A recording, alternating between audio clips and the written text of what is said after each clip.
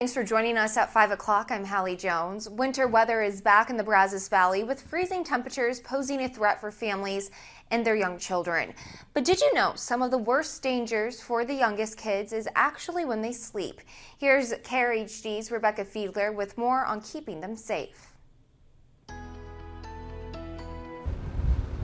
With temperatures having dropped in the Brazos Valley this week, it may be tempting for parents of young babies to really bundle baby up at night when sleeping to keep them warm. But health experts advise that parents still need to be practicing safe sleeping even in the cold.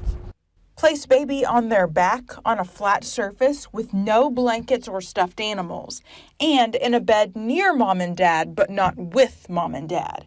These tenets of safe sleeping are so important to Bryan resident Brandon King, whose infant son tragically passed away while sleeping back in 2008.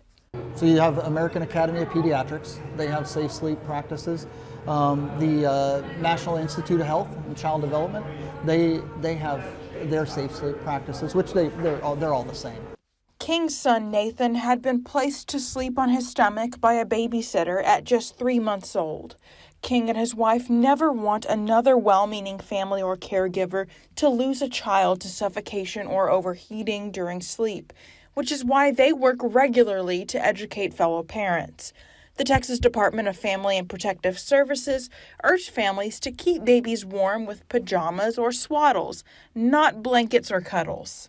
Co-sleeping in the same bed is not a good idea. We've seen many times what can happen is babies can get trapped between, a mattress in a corner. They can roll over and suffocate in those softer beds. Texas A&M health expert Dr. Jason McKnight notes that it's also important to make sure baby isn't overheated with too many layers. But you just have to pay attention to how they're acting.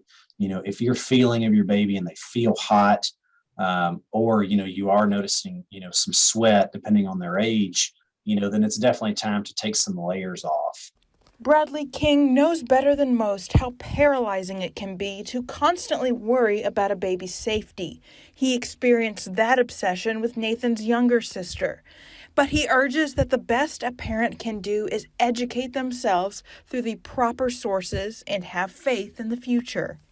A little bit more peace sometimes, and knowing that our child was safe, and if something ever happened, and we just felt like as long as we were doing what we should be doing, then that was God's will.